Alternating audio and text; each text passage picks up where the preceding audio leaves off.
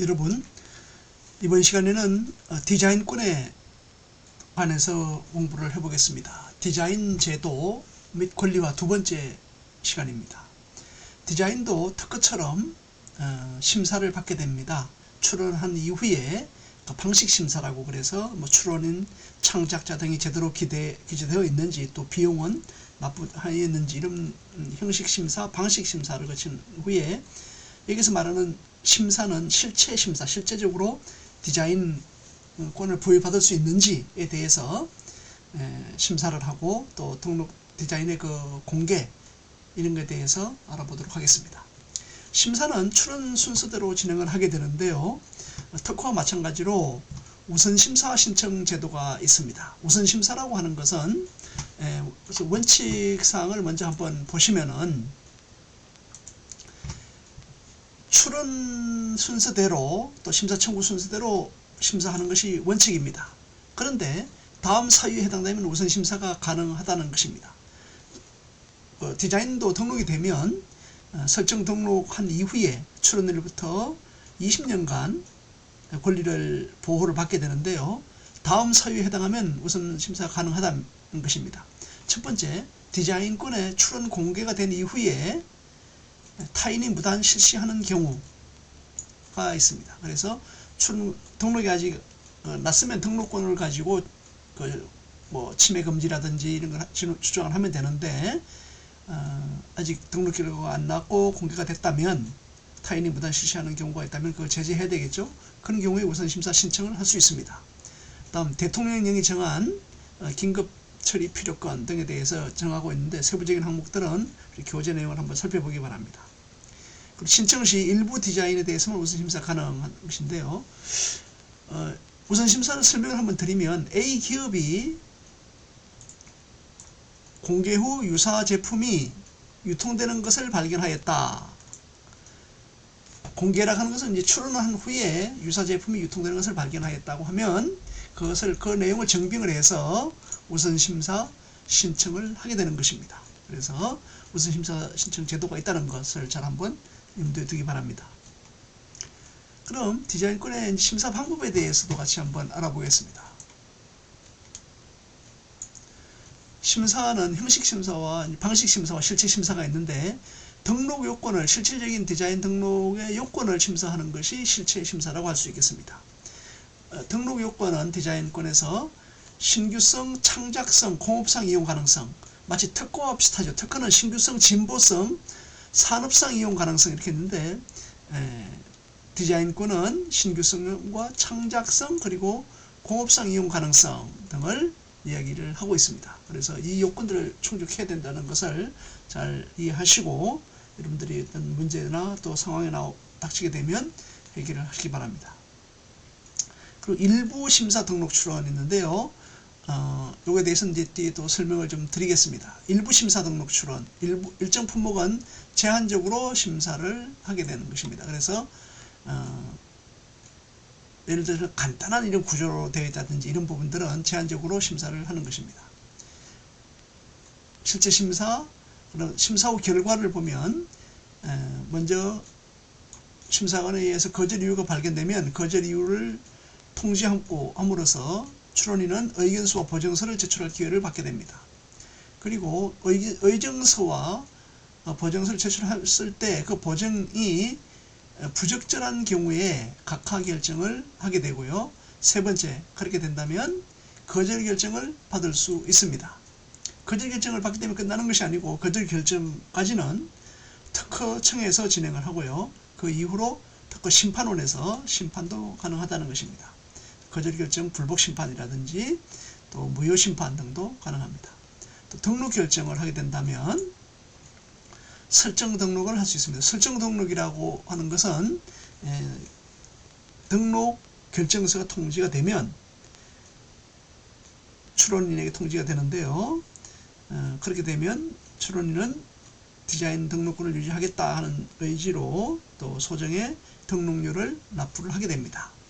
최초 3년간은 이제 일시적으로 납부를 하게 되어 있고요. 그 이후로는 출원인이 그 디자인권의 효용성, 경제적 이익이라든지 또 보관해야 될 그런 사유가 있는 것, 유지해야 될 사유가 있는 것을 판단해서 연체료를 매년 또는 또 일정 기간을 정해서 납부할 수 있습니다.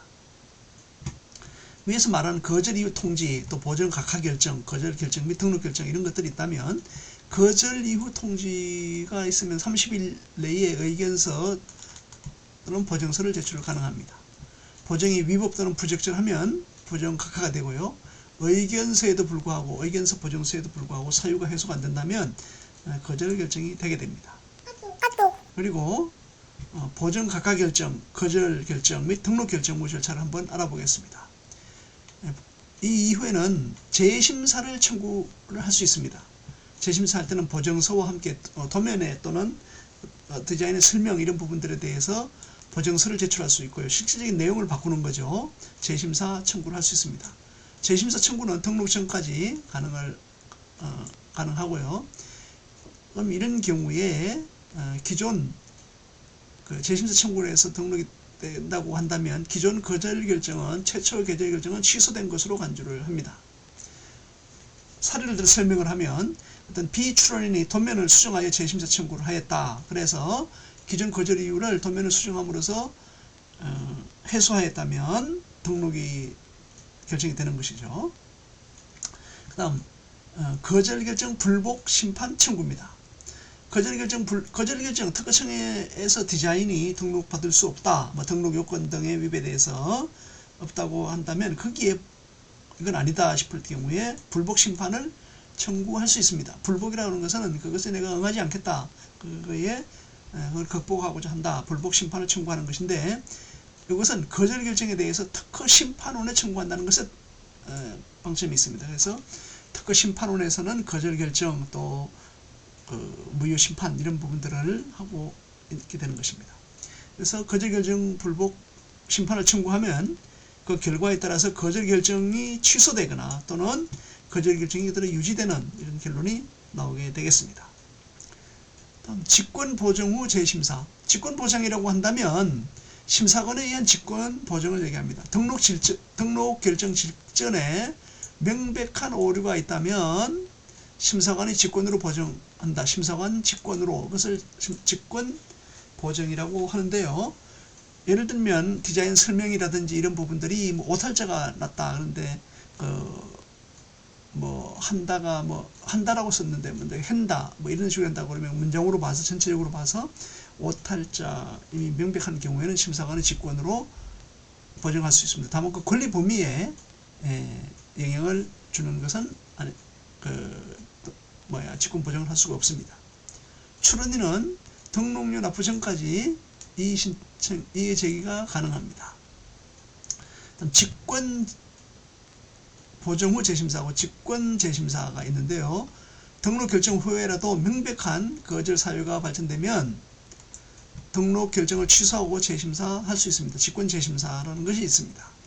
단 설정 등록이 완료되면 재심사가 불가합니다. 그래서 직권 재심사라고 한다는 것은 등록이 결정된 후에라도 명백한 거절 사유가 다시 심사관에서 발견됐다. 등등의 사유가 있다면 등록 결정을 취소하고 재심사하는 건데요. 단 등록 결정 통지를 받고 설정 등록이 완료되면 재심사는 불가합니다. 특허청에서는 디자인의 정확한 등록 또 권리의 안정화를 위해서 심사에 대한 효율성을 위해서 심사협력 제도를 운영을 하고 있는데요. 특허청은 선행 디자인 조사 등을 전문기관에 위탁 가능합니다. 특허청에서 우리가 특허도 마찬가지입니다만은 디자인도 출원한 건에 대해서 원칙적으로 심사관이 심사를 하게 되는데 이제 심사의 신속화 또 이런 전문화를 위해서 디자인 조사, 선행 디자인 조사 전문기관을 설치하고 있습니다. 이것은 이제 특허청장의 승인 하에 이제 이루어지는 것이죠. 감독을 또 받고 있습니다. 선행 디자인 등을 전문기관의 위탁을 받을 수 있습니다. 그리고 제3자로부터 정보 제공 제도도 활용이 가능합니다. 심사관 외에 또 선행 디자인 조사 전문기관의 검색 결과 조사 심사 결과 외에도 심사 자료 외에도 이해 당사자라든지 제3자로부터 외부로부터 정보 제공을 받아가지고도 활용할 수 있다는 것입니다. 사례는 외부 디자인 조사기관의 유사 디자인 여부를 의뢰하는 것을 특허청에서 할 수 있습니다. 네, 그 다음 이제 출원 공개에 대해서 설명을 하도록 하겠습니다. 출원 공개는 특허인 경우는 강제로 공개가 되죠. 1년 6개월, 18개월 후에 공개가 되는데 디자인권에 대해서는 좀 다릅니다. 출원 공개 대상은 모든 출원권에 대해서 공개가 되는 것이 아니고 출원인의 신청이 있는 경우에만 공개가 됩니다. 출원인이 이것을 공개해달라 이런 것입니다.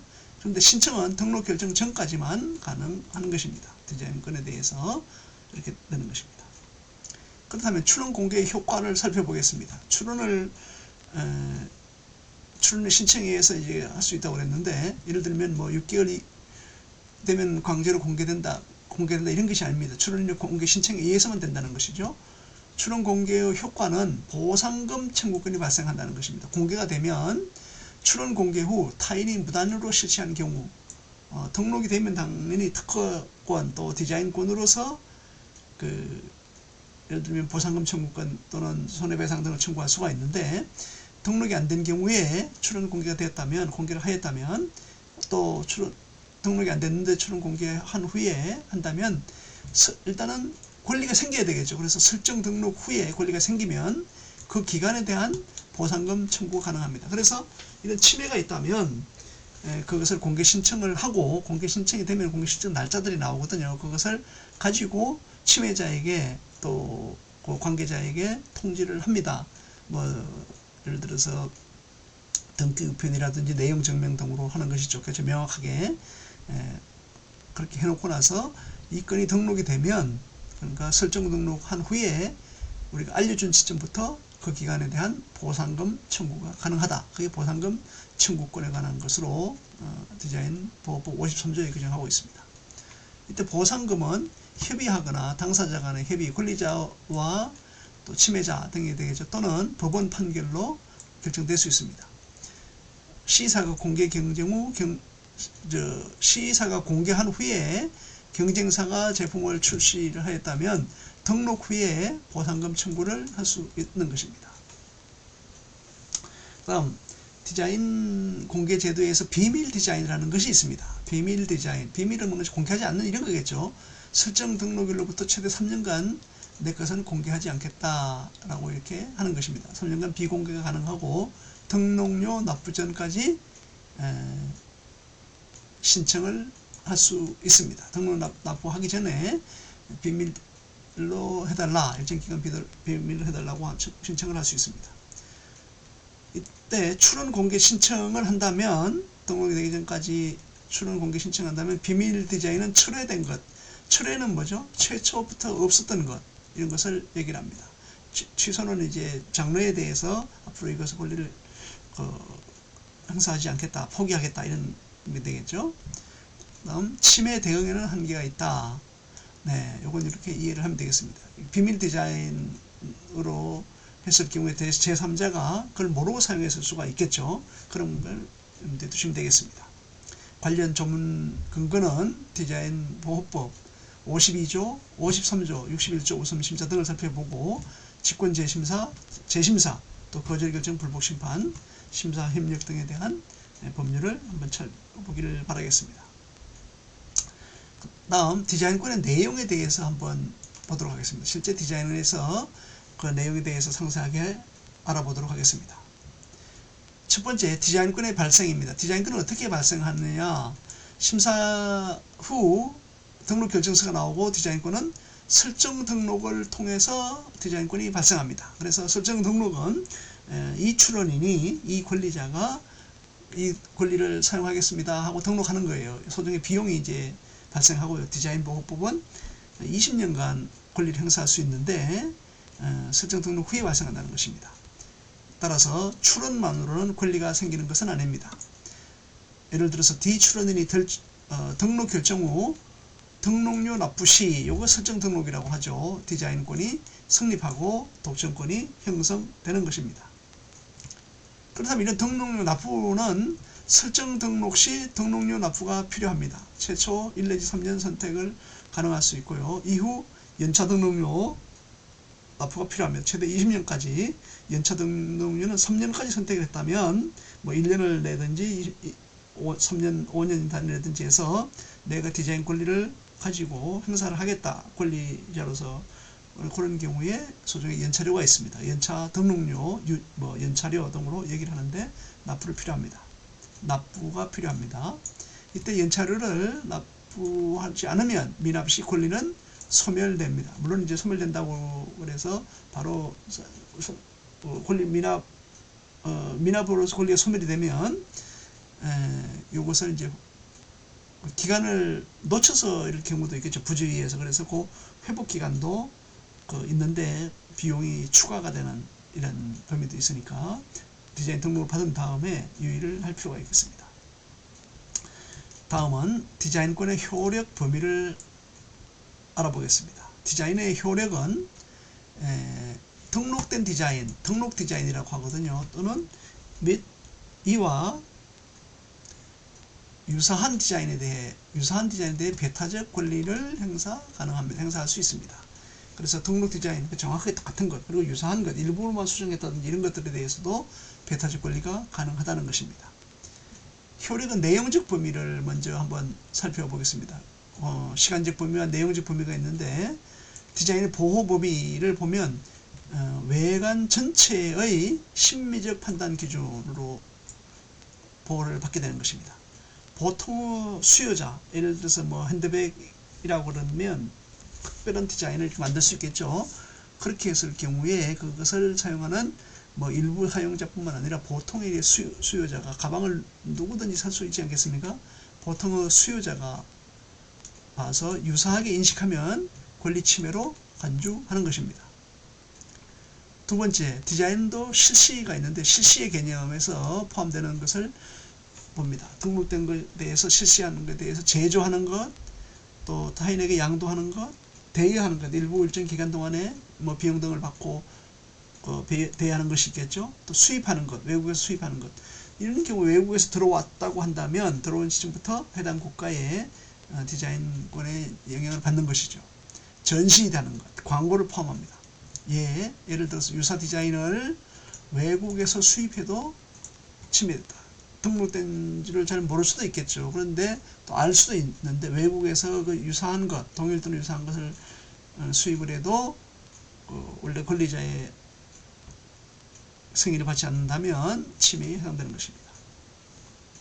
그럼 이번에는 디자인의 시간적 효력에 대해서 그 범위를 알아보겠습니다. 시간적으로는 설정 등록일로부터 20년간 종속을 하죠.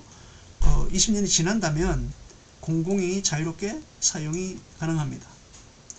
다음, 효력의 지역적 범위입니다. 지역적으로는 등록이 대한민국에서 되었다면 대한민국 내에서만 효력이 발생하는 것입니다. 이것이 이제 속지주의라고 합니다. 예를 들어서 어떤 디자인을 가지고 등록을 했는데 한국에만 출원을 했다. 한국에서 심사를 받겠죠. 등록이 되면 대한민국 내에서만 효력이 발생하고 마찬가지로 뭐 미국, 일본, 중국 등으로 디자인권의 보호를 받으려면 해당 국가에 우선권 주장을 하던 등의 출원을 통해서 효력이 발생되어 있습니다. 해외에서는 별도 출원이 필요하다는 것입니다. 다음, 디자인권의 효력 범위 제한. 실시권은 또 배타적 독점권을 출원에게 권리자에게 주지면 또 비상업적 목적으로 예를 들어서 교육 목적으로 학교에서 있는 데서 자료를 분석하고 연구하기 위해 사용한다. 이렇게 되면 또 개인이 가지고 있는 것 이런 것들은 비상업적 목적이라면 효력 범위가 제한될 수 있고요. 다음 공공안전 등 공익 목적으로 사용할 경우에 디자인권의 효력을 제한할 수 있습니다. 이 경우에 이제 특허청장에 의해서 확인을 받아야 되는 것입니다. 배타적 제한. 요것은 이제 설명을 좀 필요한데 선사용권자, 특정 조건 충족 시 선사용권자 이렇게 하고 이것을 원리를 권리자가 있는데 그런 부분들을 특정인에게 사용해라, 언제까지 사용해라 이런 조건을 가지고 있다면 선사용자는 그걸 실시할 수 있다는 것입니다. 그리고 정당한 권리를 가진 전용 실시권자 또는 통상 실시권자. 우선 이제 권리자에게 디자인권에 등록된 후에 권리자에게 계약을 통해서 전용 실시권 또는 통상 실시권을 약정한 경우라면 그 사람은 정당한 권리를 가진 실시권자라고 할 수 있겠죠. 이 사람들은 사용할 수가 있다는 것입니다. 디자인권의 이전 및 실시권 설정. 디자인권도 마찬가지로 지식재산권의 하나입니다. 그래서 이전이 가능하고 실시권을 설정을 할 수 있습니다. 이전에 대해서는 계약 또는 상속 등으로 양도가 가능합니다. 여러분들이 이제 디자이너라고 했을 경우에 그것을 가지고 사업화를 하고자 하는 사람이 있을 수 있겠죠. 또 여러분이 사업을 하고자 했더라도 더 잘하거나 이렇게 또는 더 많은 지역으로 판매를 하겠다 이럴 경우에 계약을 요청할 수 있겠죠. 전용 실시권 또는 통상 실시권 등을 줄 수 있는데 그런 경우에 상속 등으로 양도도 가능합니다. 이때 설정 등록이 필요합니다. 이게 대항 요건입니다. 대항 요건은 뭔가 하면은 내가 계획 저 사람한테 이걸 써도 된다고 그냥 말로 받았다 이런 것이 아니고 설정 등록은 특허청에다가 이렇게 하는 것입니다. 그 권리가 양도를 A에서 B로 양도를 받게 되면 B로 양도했다는 걸 그 등록을 해야 된다는 것입니다. 그래서 침해자에 대한 대항 요건을 가질 수 있다는 것입니다. 실시권 설정입니다. 실시권은 두 가지라고 그랬죠. 전용 실시권, 통상 실시권 이렇게 되는데 전용 실시권 독점적 실시권입니다. 그래서 A가 권리자이고 B가 이제 전용 실시권자라고 한다면 B가 전부 다 권리를 가져가는 것입니다. 독점적 실시권이 가지고 있는 거고 제3자도 배제, 제3자의 사용을 배제할 수 있습니다. 통상 실시권은 단순 사용 허락입니다. 타인의 사용은 허용 가능. 통상 실시권은 그래서 예를 들면 권리자가 뭐 일정 지역에서 그 A 지역, 뭐 서울 경기, 또 B 지역, 충청도 지역, 뭐 대전 충청 지역, 또 뭐 이렇게 해서 또 뭐 제주 지역, 광주, 전남 지역, 대구 경북 지역 뭐 이런 식으로 할 수 있겠죠. 그래서 이사가 F사의 독점의 전용 실시권을 설정하고 또 F사는 단독 생산권을 가집니다. 그래서 생산이나 판매를 독점적으로 하려고 그러면 독점의 전용 실시권을 설정하고 해야 된다는 것을 알 수 있겠습니다. 다음 디자인권의 소멸에 대해서 알아보겠습니다.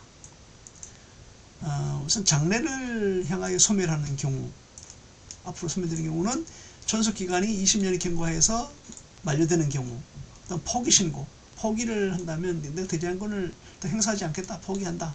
그렇다면 장래를 향하여 권리가 소멸되는 것입니다. 언제부터 내가 포기한다 이렇게 되는 것이죠. 또 등록료를 미납하거나 이렇게 된다면 앞으로 그 이후로의 디자인권은 소멸되게 되는 것입니다. 또 소급하여 소멸하는 경우, 소급에는 이제 앞서 되돌아가서 하는 것이죠. 디자인권이 있었는데 무효 심판 인용이 확정됐다 할 경우에 소급하여 소멸하는 경우로 볼 수 있습니다. 이것은 등록할 땐 심사할 땐 몰랐었는데 등록한 이후에 보니까 기존의 공지 디자인과 동일하여서 무효 심결이 확정되었다. 기존의 공지 디자인과 동일하여서 무효 심결이 확정되었다고 한다면 등록된 권리는 처음부터 없는 것으로 간주가 되는 것입니다. 이와 같이 함으로써 우리 디자인권의 권리에 대해서 알아보았습니다. 자, 여러분 이와 같은 내용들을 잘 참고해서